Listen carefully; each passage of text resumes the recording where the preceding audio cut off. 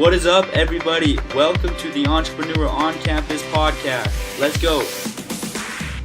I'm a college student, I'm an entrepreneur, and I love learning. I've created this podcast to help you discover hidden opportunities. All right, guys, I'm so hyped for this interview with Sterling Jones. He is the owner of Jojo's Chocolate. He's a personal mentor of mine, and their company is doing extremely well. They're currently a 7-figure business, and they're expanding very rapidly. As a matter of fact, this past year, they've had a 500% growth rate, and they hope to continue growing at this rate. And in this interview, we talked a lot about the healthy snacking industry. In specifics, what his product is a healthy dark chocolate bar. But we talked about healthy snacks in general, what it takes to get into retail, how to sell online. We talked about barcodes. We talked about the hardest things about getting into the industry. We talked about the surprises and so many things that Sterling didn't know going into the business that he's learned just by being in it. And I wanted to open that up to you guys today so that you can decide if this is an industry that you are interested in, if you can handle these kind of problems, if you're willing to take the opportunities that exist right now and create a business or go work there and learn more about it. So I hope that this interview can be beneficial. It was extremely beneficial to me, and right now I'm going to turn the time over to the man, Sterling Jones. All right, I'm here with Sterling Jones of Jojo's Chocolate, and we're just getting started on this interview, so thanks for being here with me. Yeah, absolutely. I'm thrilled to be here. Matthew, it's awesome. I drove up here to Sterling's office and have helped him out for a little bit, and now we're sitting down to do this podcast. So I'm super excited to be here and connect with Sterling, talk about his story, and afterwards we're going to talk about his market, his industry, where the opportunities are, what some of the problems are, the surprises. There's been a lot of those. Absolutely. And just a few. And so we'll dive into that a little bit. So just to start, Sterling, yeah. Why is it that you decided to get involved with entrepreneurship and starting your own company? That's a great question. I'd say there's lots of reasons. The first couple that come to my mind were, actually, I wasn't even aware of entrepreneurship growing up. I played sports all through high school, and I wasn't one that, like, at 12 years old had a lemonade stand, right? You hear a lot of entrepreneurs are that way. And in fact, I thought that's how all entrepreneurs were. Is like, if you weren't selling baseball cards when you were 8, you're never going to be an entrepreneur. And that was my mindset until I actually went to Brigham Young University and BYU in Utah. And I went to Intro to Entrepreneurship, and it opened up my eyes that it's actually can be a skill that is learned. There's a lot of things that you need to learn about entrepreneurship. And so it really opened my eyes, got me super excited. And the thing that resonated with me was creating. I think innately, majority of us like want to create something, and that's definitely myself. And so, just this idea of, wow, I could create something, take something that didn't exist, and all of a sudden sell something to somebody, and ultimately add value to somebody, right? So I think for me, the main reason after taking that class was like I wanted to create my own life on my terms. I wanted to truly add value to people and problem solve.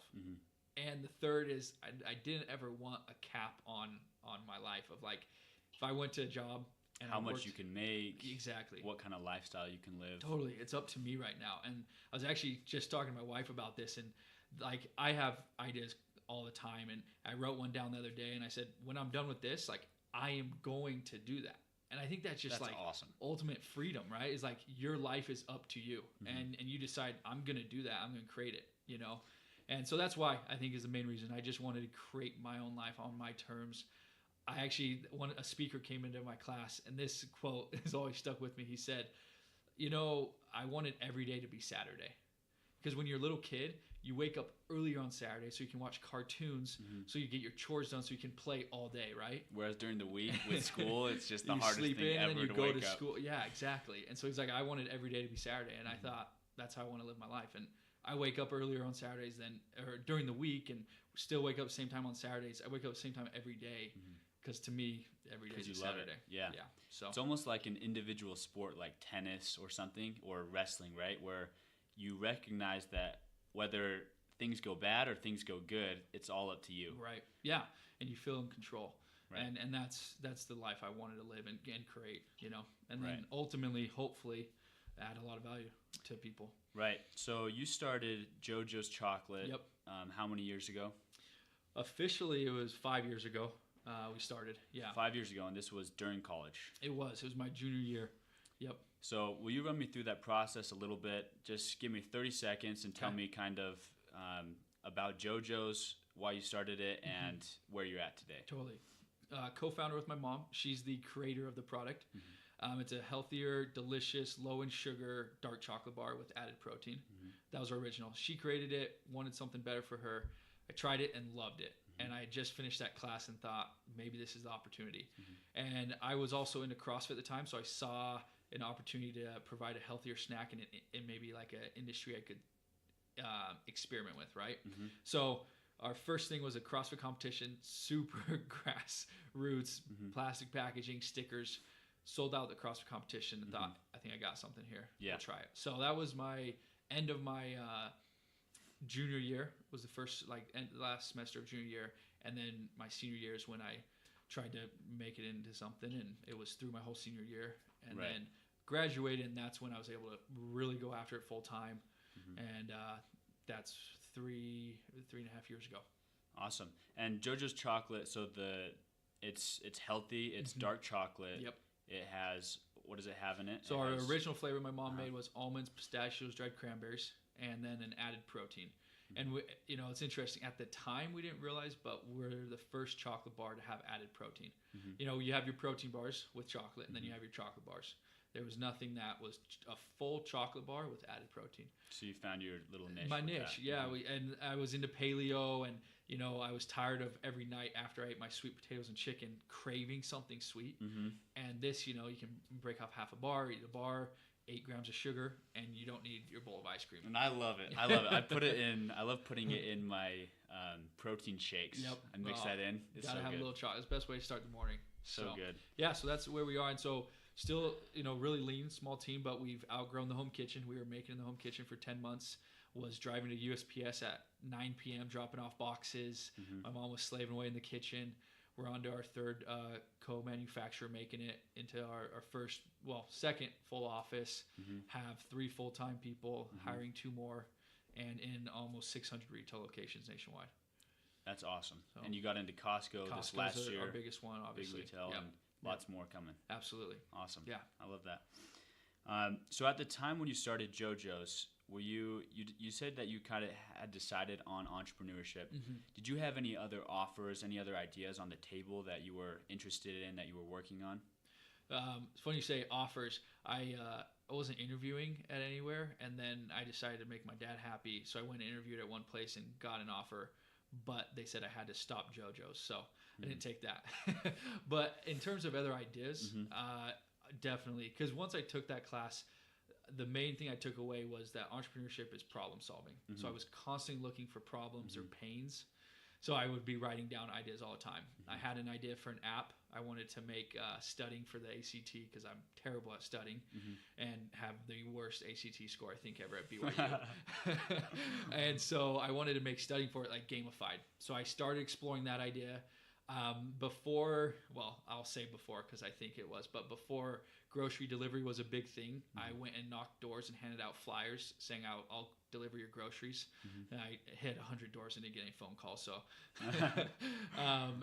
but there's several more. So definitely had lots of ideas. And even when Jojo's came along, it was the first one where I got really excited and thought, ooh, maybe this is an opportunity, And at the time I was just looking for any opportunity or idea that I could get passionate about. So would you say that the deciding factor for you on deciding with Jojo's was you just saw that people liked it?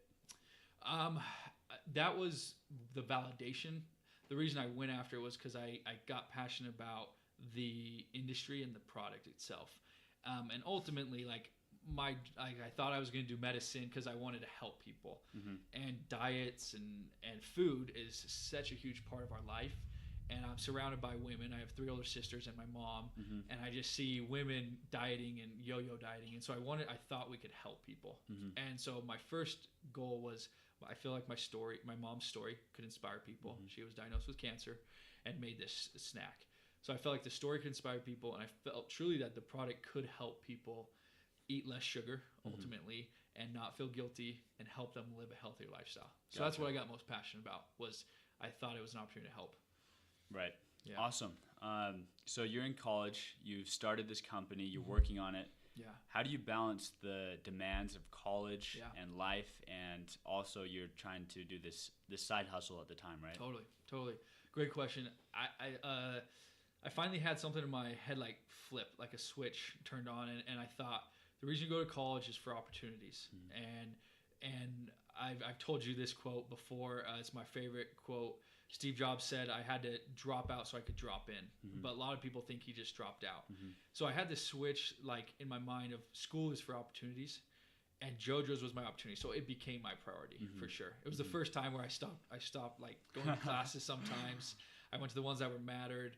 I was late, things like that. But I was still going for the opportunity and to connect people and to learn the things that applied, right? Right.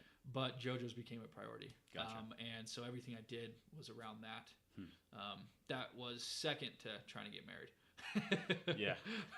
That was number one. And you succeeded with that Luckily one? Luckily I did. And unfortunately, the other one's coming to pass too, right? Right, exactly. That's awesome. So if you could go back in time to that moment when you're starting Jojo's, would you start the same company or would you do a different one, knowing what you know now? Yeah, good. It's interesting. There's so many unknowns when you start, right? Like I didn't know, I kind of forgot about the whole process of you sell something online, you have to actually get it to the customer.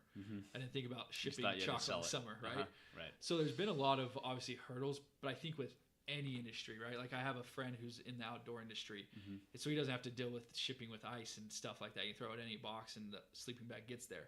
However, he's got so many other obstacles that he's got to overcome, right? Like maybe just lots of different things. So knowing what I know now, I would still, because I think I'm involved so much, I still would go after this opportunity because I love food, I love health industry, and I think it's such a big impact in our life, and obviously a huge pain in the world of obesity, diabetes. Right. So it's just a big pain. Yeah, that can be solved. Definitely. Right. And so I still would.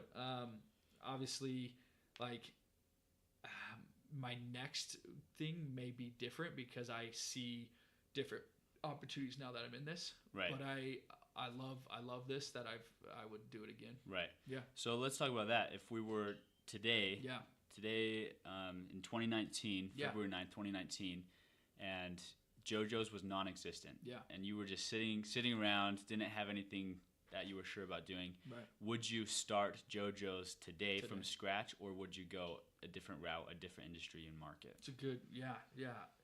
So assuming that I know what I know now, let's say like I went through what I did, but like starting from scratch, chocolate's tough.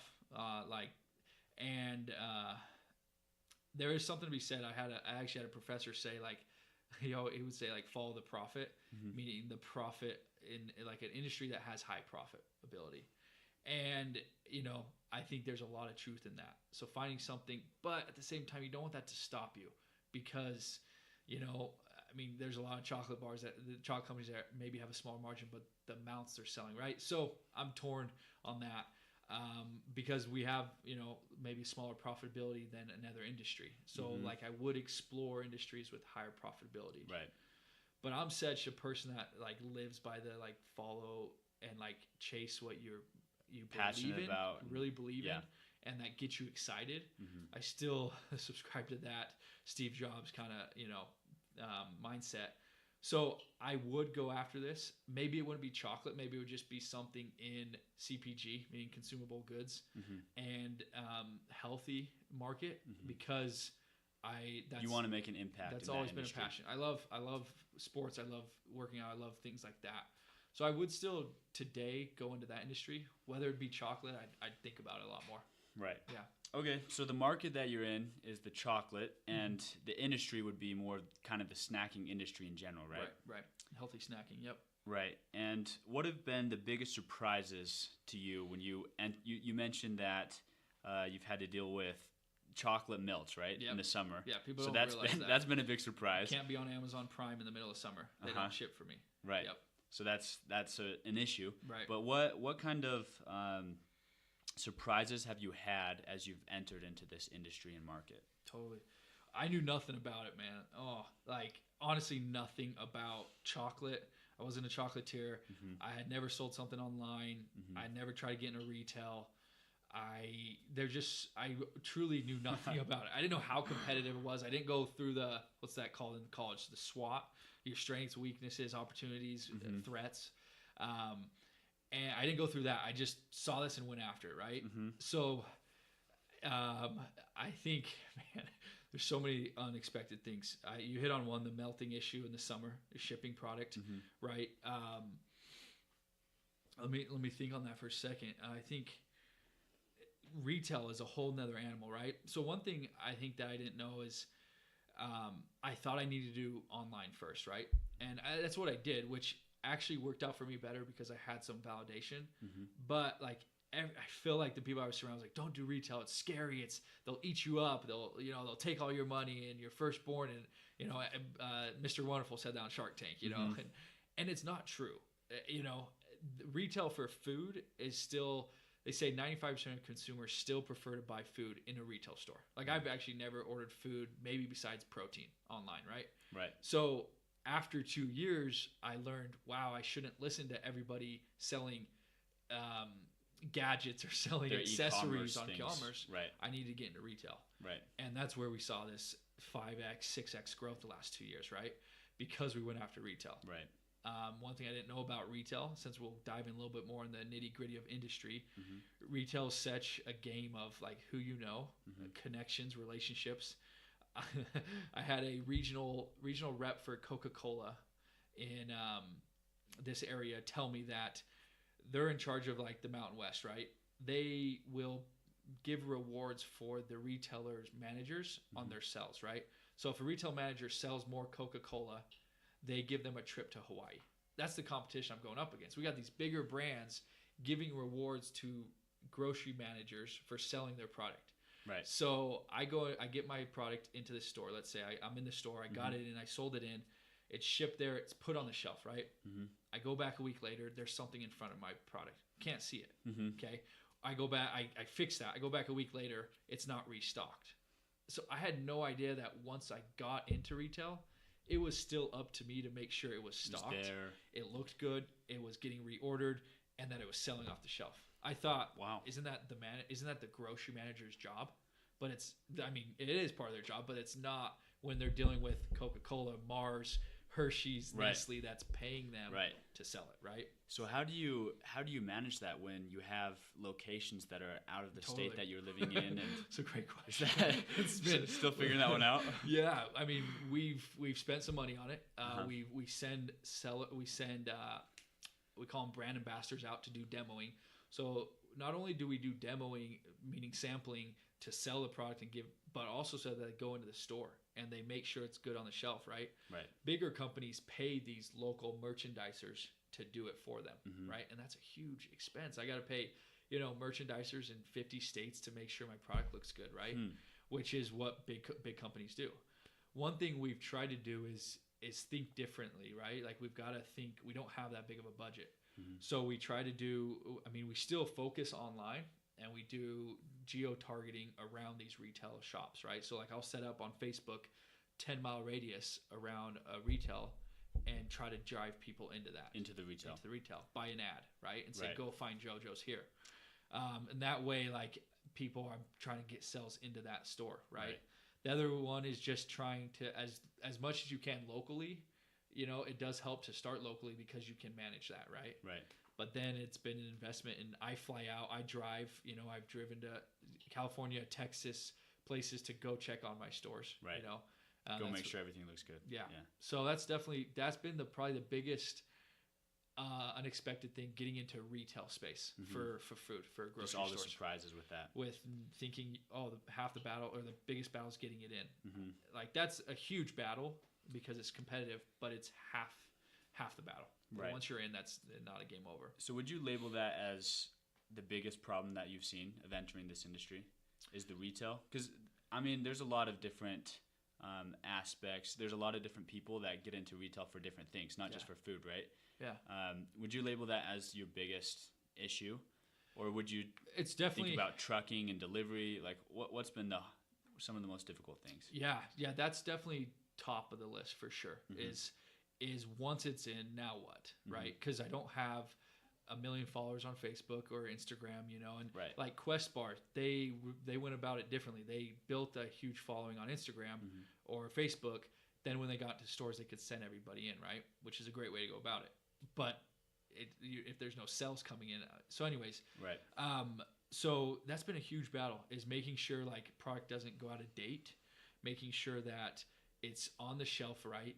Even though like retailers have their planogram they're supposed to follow, it may not be on there, right? So making sure it is, getting those relationships. But then, the unexpected things were like once I received my first order, so we got into 275 Sprouts nationwide, right? My barcode wasn't big enough to scan. So luckily, we were really fortunate. Right before we got into 4 Whole Foods here in Utah. And I learned from them that my barcode on the bars couldn't scan. So they were hand typing it in. Because I was selling on Amazon, they don't scan the barcode of the bar, just the box. So that was something I didn't know about, right? And so I had to quickly order packaging, and a lot of packaging went to waste, But thank goodness I didn't get into 300 retail stores with hundreds of $1,000s of an order and learn that out, right? So packaging was a hurdle to learn what different for retail. And then the cases, right? So things I didn't know about is, you got the bags, but those bags go in a master case. And the master case has to have a label on it to scan it. That has to go on a pallet that gets wrapped, and that has to have something they can scan. So it was all this logistics thing. The great thing is you find that like if you have a great product that people want, the buyers, the retailers are going to work with you, or you have a broker that's going to work with you. That's going to help you out. But you want to find one that understands this is your first time. Yeah. Like, I've never shipped a pallet somewhere. Right. And so then not they're only willing that, to help you and train you and help you with that process, walk you through it, right? And not only that, like I never arranged a semi to come pick up a pallet, right? So that's a whole nother industry, another trucking industry, which for the previous year, once we got in all this retail, I felt like I was in the trucking industry. It's a big part of your business. Yeah. Went into chocolate and decided it was actually trucking. Yeah, it started being that way, So I'm just curious, like, how do you even go about changing a barcode? Do you call somebody and so it's my there's different ways. So like Amazon doesn't have to be GS1 barcodes, right? It can just be like, I literally think I bought mine on like cheapbarcodes.com or something like that, right? Cool. That were for Amazon. So it's almost like a domain. You just buy a barcode. Just buy the barcodes, download it, put it on packaging. It just scans, right? Gotcha. I think it was speedybarcodes.com. Anyways, that was for Amazon because it wasn't for retail, and it didn't matter. It just needed a UPC barcode, right? But when I got into retail, and especially getting into Costco, getting into Whole Foods and different places like that, they have to have specific, they're called GS1 barcodes, right? So what I had was, it worked for smaller places, right? Local stores, but the size of it on the bag was too small. So I had to go back to my designer, make it bigger, reprint it. So that was how we went about that. Yep, just lots of little things you had to learn step by step, trial and error, right? Oh, tons of it. Yep. Is the industry of snacking, do you see that growing? Do you see that just staying where it is? Where do you see that? And then also the market of chocolate. Like, have you seen a lot of competitors jumping in on this, or do you think that it's kind of slowing down? What's your thought on that? Totally. So to begin with, on the snacking, so the healthy snacking industry is insane right now. Just growing. Massive growth, massive. And I mean, I don't dive into all the like numbers on like the exact growth rate and expect it. I just worry about myself and like Jojo's and what we can do, what we can go after. But I am well aware of how massive this industry is right now. Right. It's so hot. Great place to be for you. Great place. Timing really is great. I mean, every retailer is trying to figure out when or how to implement healthy snacks. Gotcha. Like a Walmart, right? I mean, you go to Walmart 5 years ago, you're not going to find healthy protein bars. You may find just a generic, right? Or you're not going to find grain-free granola, you know? But like today, you can find, I mean, they have Quest, they have Kind. They're starting to carry a lot more of that, and they're having healthier brand. And that's Walmart, right? They still have probably the least amount, but that's a sign of, okay, Walmart, who's never carried anything healthy. Right. It's not a Whole Foods. Because just the market, there's more people that are aware requesting of the need to eat healthy foods, and so that's just growing a lot. And then a lot of people are so passionate about it. So there's so many people. The one thing I will say, though, there's so many people that are so passionate about it that they're creating a lot of Me Too products. There's a lot of them. Everybody's trying to come out with their Quest bar with 1 gram of sugar, or their Kind bar, or their Epic bar, right? Epic meat bar. Or they're a lot of kind of copycats. A lot of copycats, and I don't think those ones will last. They won't stay, right? Yeah. The big ones are going to stay, or the really innovative ones are. You know, there's just so many. The industry's hot, but that also then attracts a lot of people that are trying to make some money there. Get in it, right? And I'll be straight up, even though it's cliche, like I truly didn't start this because I thought I'd make a lot of money. It was really out of a passion that, like, my mom's story, and that one, I grew up, I love chocolate. Like, I really do. My family, like, my mom is an ultimate chocoholic. Yeah. In a good way. And the fact that we can make one that was better for you, I jumped all over that. Right. And I thought it would benefit people. So in this industry, I would say, like, if you are interested in it, if you're passionate about health, if you're passionate about fitness, if you're passionate about good food, like, you've got to really identify a way you could be innovative, think different. You know, the reason Kind worked is they were the first, like, whole nuts and fruit bar, right? Like, every other bar was a slab bar, you know, and it doesn't look good. That's why Kind has been so successful, right? Quest bar was the first bar with no sugar. It was erythritol and stevia. It was, you know, and Buy the drink was the first one with, you know, not using sugar in their ingredient, you know, and so very innovative and different. That's kind of how you've seen success in this industry. Totally. And the last thing I'd say on that is there's that principle out there, which is true, but not always. Is like you have to be first. I don't subscribe to that. I don't think you always have to be first. You've got to be different and better. But, like, you could be better at marketing it, right? Or you could be better at taste. So there's ways to, but also make sure you're different significantly better and different enough, for sure. So there's a lot of hype in the industry. Do you feel like the demand is being met completely, or do you feel like there's still a lot of opportunity there?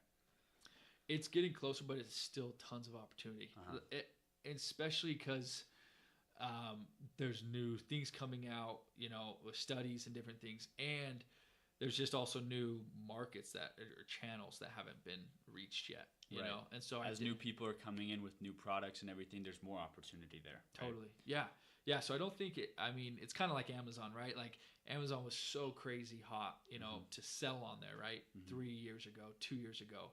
And people think, oh, I missed it.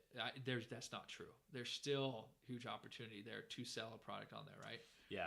I really believe that as opportunity, like, is fulfilled, I feel like there's always new opportunity that's created. Like, even with podcasts, I listen to a lot of podcasts, and Lewis Howes, he gives so much value in those podcasts, but it doesn't take away from him at all, because he's giving that value up front.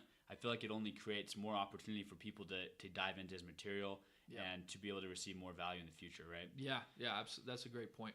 Yeah, absolutely. Yeah.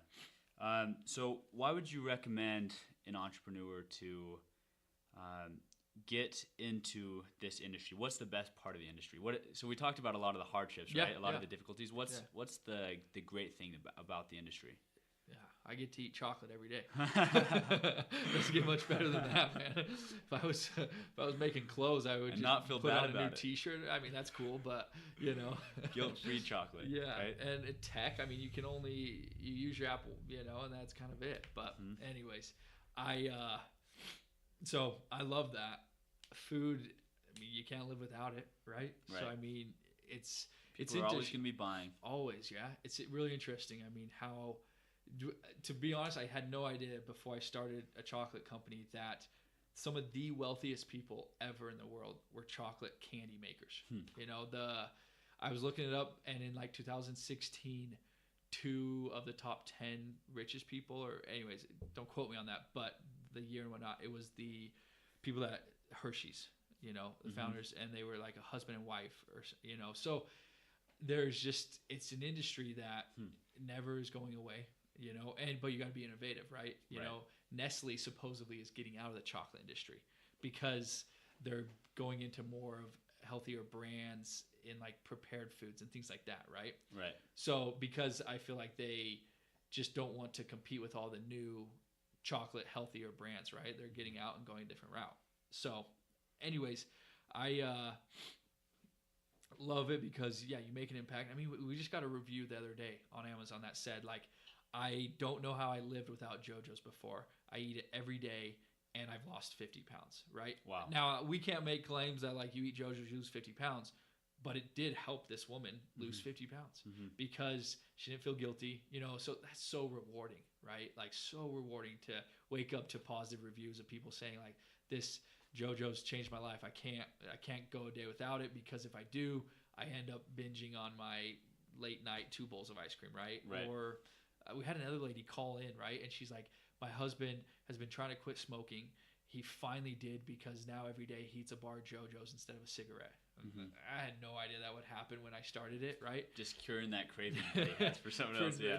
Multiple different reasons, right? So I think it's very, very rewarding to make something that people consume every day and they love it. Right. It makes a difference in their life. And do you think that, so you're in the kind of healthy snacking industry. Yeah. The snacking industry, though, doesn't only include healthy That's snacks, very true. right? There's a lot of junk food. There's Lay's chips and Pringles. So what if somebody were to get into that? And do you still feel like there'd be that same reward of feeling like you're doing something good, even though it's not necessarily healthy for them? Maybe a lot of people argue for the emotional health, right? Right. And yeah, so like for me personally, because I'm passionate about health and that, like I wouldn't go that route just because I want to make something that I know is beneficial to somebody's body, you know, that they can, and that's why I got in this, because I believe that chocolate bars and snacks don't need to have 20 grams of sugar and still taste good. And so that's why I'm so passionate about it, right? Now there may be, you could go into a snacking industry and just make better for you ingredients, but I think that's the way we're going, right? But no, it's interesting. The vast majority still doesn't buy healthy snacks though. It's still this. That's why Sprouts and Whole Foods are smaller compared to Walmart and Kroger and those. Right. But all of popping them, up. But all of them are getting healthy snacks. Right. So it's awareness and it's going that route. And the hope, and ultimately the hope, is that we don't have healthy snacks. It's just all better for you, right? Eventually. Right. So. Awesome. That's how Well, I feel yeah, about it. Thanks for opening up about the market and the industry. I think that's honestly so insightful, just to learn all about retail, about barcodes, about trucking, about how it's growing, about how so many people are just doing copycat products. And if you want to succeed in here, then you really need to have something innovative. Yeah. And absolutely. I think that's so beneficial, and I hope that everybody who listens to this can realize, like, okay, this is a cool place to be, or this is a place where I don't want to be. I don't want to deal with those issues. I want to deal with different issues, right? Yeah. The last thing I would add on the industry is don't allow not knowing how to get into it hold you back, right? So, like, I didn't know about retail. I didn't know about trucking. The only last thing I'd add is, like, I didn't know about chocolate manufacturing. And today I wouldn't consider myself a chocolatier. There's experts for that. Yeah. And I found them to make our product. So there's a lot of that too. Like, people will be like, yeah, like, I would love to make a healthier protein ball that has 10 grams of protein made with oats and no wheat or whatever, right? Just throwing it out. There's people that can, so find them. And there's a way to get into it, even if you don't know how to make a Swedish fish healthier. Right. You know. So anyways, that might be my last thing, is don't let the not knowing hold you back. If you're really passionate about something and you're making something at home right now that's a better for you pizza or whatever. Right. So there's It's almost like there. You said at the beginning that you learned that entrepreneurship and building a business is really all about problem solving, right? 100%. So you dove into it and you're like, okay, I don't know how to do this, but let's figure how to get a truck Constantly. here. Let's figure this out, and it's just problem solving. Constantly. Yeah, absolutely. Awesome. But it's very rewarding, and it's a journey. So I thought I'd finish with just a couple interesting questions to learn a little bit more about you. Cool. So what is it that inspires Hopefully you? I'm interesting. We'll see. So I know that you're a hustler. You're just a very hard worker, very disciplined and motivated. And you said you've been involved with this for 5 years. Mm-hmm. And that's a long time. That's a long time to dive in every day and keep working hard. So what is it that inspires you to continue making progress, even when that shiny object syndrome of, oh, there's so many things here and there that I could do, when that wears off, what is it that inspires you to continue making progress and pushing forward with this business? Yeah, that's a cool, insightful question, because I think I come back to I'm a believer in vision and like big goals, and however cliche it sounds, like truly I want to change the world and make an impact in people's life. Mm-hmm. And like this is important to me. It's who I am. So I served a mission for my church, and it's who I am, right? And I saw making an impact in people's lives. And I want to get back to being able to do that every day. I want to go back and help those people. And so that's one of my whys is, and I looked at entrepreneurship and I thought, I want to live my life on my terms. And I felt like ultimately I could do that sooner by starting my own company. And not that it's a get rich quick. It's been 5 years and I ain't rich yet. Yeah. We've seen massive growth and we're headed there, but like I felt like I could live my life on my terms. And so I have a vision to do that, to help those people. Also, I just have massive goals for myself in terms of what I want to accomplish, not always in terms of financially, mm-hmm. but just being able to put myself in a position to have an impact in people's lives.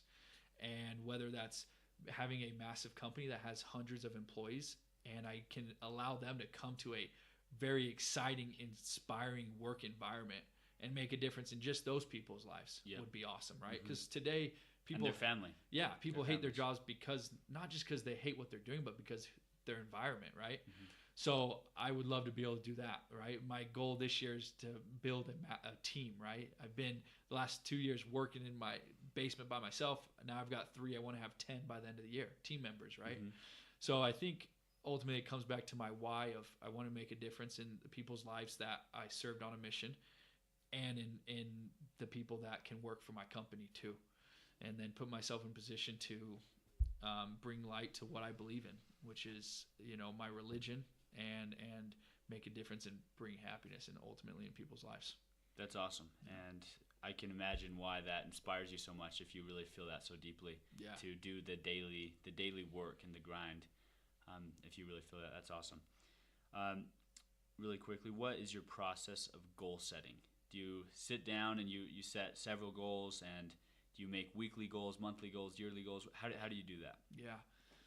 I used to always set like really long, like 3-year, 5-year, which is, I think that's more of a vision. Mm-hmm. And then I would set yearly goals, which I have a yearly goal, but I've learned for me the most inspiring and thing for me is like short-term goals.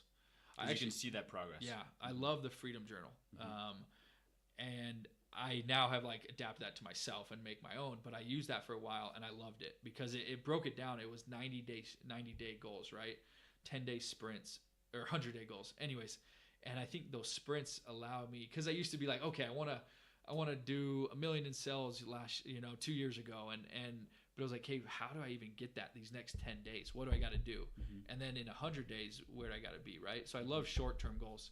So I look at big vision. I have a vision board of mm-hmm. things I want to accomplish in my life. I believe in a vision board. Mm-hmm. And there's everything from building a nationwide brand, a household name, to going to New Zealand and bungee jumping, right? Mm-hmm. And I had getting married at the center, right? Because that was something that I wanted to do. And so everything. But then I come back to, and I also really believe in setting 1 or 2 goals. And give yourself a short-term minimalism. Really do. I used to set 5 for the year. Focusing on a couple things with excellence versus doing a lot of things with mediocrity. Great. Yeah, exactly. Well said. I used to set 5 and I'd get maybe 1 done, in a year. Right. Now I set 2. and then I set short term. So I really break it down. And question with that, because I've been thinking about this a lot. We have different aspects in our lives, right? We've got kind of the mental, the financial, if we have a business, spiritual, social, all of these different things. So do you set like 1 or 2 goals for each of those, or are you just saying, this year, this is what my big goal is? So right now I have 2 main goals, right? And I believe that they hopefully encompass all areas. Yeah, because like who I am spiritually affects who I am at my office, right? And who I am with my spouse. And so, I feel like you set there's truth to setting 1 for each, which I would only set 1 for each if you're going to set 5, because then you technically have 5 goals you're thinking about, right? Right. So hopefully you can set 1 and that like then encompasses all of them and allows you to then set smaller goals for each area. Right. So I believe in like the way I set is I set a vision, I set a goal, I set a plan, I execute, and then I review. Those are my 5 steps. Yeah. And then reviewing, I think, is the one that people forget because we don't like to review if we didn't accomplish it, right? Yep. Got to hold ourselves accountable. Yeah. And then the last thing I would say is it's not a goal if I ask you and you say, oh, let me go get my journal, I wrote it down. If you don't know what your goal, it's not a goal. It's got to be a daily thinking about it all the time. You have to see it constantly. That's something I do. I write it on my mirror. It's my password. So if you know my goal, you know my password to everything right now. So it's my password because then I log in every day and I write it. You know how many times you type in your password on your phone a day or on your computer? Right. So that, it's got to be constantly at the forefront of your mind. Yep. And then also you got to give yourself a timetable, right? Yeah. And so I'm not going to ask you for your specific goals, just so that nobody logs onto your site and everything. So I spell it differently. So. But can I ask just what they have to do with? Are they a revenue goal for the company or what is it? Yeah. So I right now it's a team goal. So I have, because I thought like I have obviously my revenue goal and vision. But I set just make sure you change the vocabulary. I set a goal to have 10 team members Gotcha. by the end of the year. So that's my yearly goal, right? Is I want to have 10 people in here with me. And the reason I did that was because in order to do that, that means I have to do X amount of revenue, right? Yes. And I can't have 10 team members and only be doing $1 million in sales. Can't pay them, And so I felt like it encompassed all of that. And then spiritually, to be straight up, I read the Book of Mormon Bible every day, so I study the scripture because I feel like starting my day with that, they like all the motivational speakers always talk about like start your day with reading. And so I think the most important book to read is scripture. And so I start my day with that, to be honest. And so those are my 2 goals, is to not miss a day of reading and my 10 team members for this year. Awesome, man. And then everything else kind of falls underneath that. And awesome. That's my plan. Well, thanks for sharing that. Last thing that I'm interested in finishing off with is, what is your morning routine? I love learning about people's morning routines because it really, I feel like it sets the tone for the day, for a lifestyle of success. Yeah. It's such a hot topic right now. It is. It is. It's starting to become, for me, like, I feel like too many people think if they, I mean, I do really believe like win the morning, win the day. Like I do believe that. But I feel like we can become too obsessed. Like I was listening to this one guy and his morning routine, I was like, man, that's gotta be 4 hours long. By the time he's done, it's like 11 o'clock. Right. And he's had his yoga, he's hung upside down, he's drank warm water, he's, and I'm like, dude, have you started, and maybe that works. You got to get some work done too, right? It's not all just. Yeah. And the one thing on that point, I used to like, there's these successful entrepreneurs come and speak, right? And they talk about what they're doing now. And I want to know what they were doing back then when they were hustling, right? Like when they didn't have time to meditate for 3 hours in the morning. You know what I'm saying? So you've got phone calls at 8 a.m. Yeah. Right? So like that's truly where I am right now. And so I take pieces from everybody's different routine and then I do my own. And so truly I wake up before 5 every day. I try to read right off the bat and then I go to the gym. And I was just talking to my wife about this. I'm trying to get better because I feel like I still like I'm a little slow when I wake up. And I'm like, I wake up at 4:45 and next thing I know, I come home from the gym and it's already like 6:30, and I'm like, where did that time go? And then I like try to get out the door, right? And so I'm trying to get better at it. But what I do is, I'm up before 5, and that comes with the night before. You got to get to bed.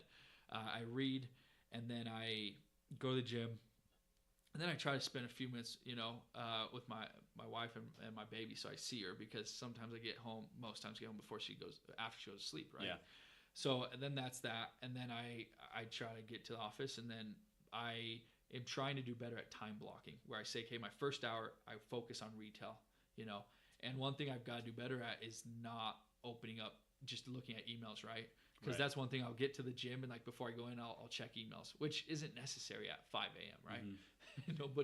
nobody's gonna reply back. So what I try to do is things where I can get done, where I don't have to worry about interruptions. Right. But just starting off the day with reading and a little workout, and then getting into the most important things is, I think, the best way to start a day. Yeah. Yep. Awesome. All right, there we have it with Sterling Jones. Appreciate Jojo's it, Chocolate. Go and try it. Jojo's Chocolate. The bark is so good. They've got a peanut butter flavor as well. Yep. Working on some other ones. Lots of things to come. Jojo'sChocolate.com. Check delicious and healthy. Jojo's Chocolate. So look that up. Thanks, Sterling. Thank you, Matthew. Thank you all for listening today to this interview with Sterling about Jojo's Chocolate. I hope that it was insightful to you guys as it was to me. And I appreciate you guys listening, and I'm excited to release more interviews in the upcoming weeks. And like I said, I'm going to be releasing one interview a week, and hope that I can continue learning about these new markets and industries, and that you can too. I ask if you enjoy this, that you can subscribe and leave me a rating on iTunes, because that helps so that more people can hear this. Thank you guys. Love you. Bye.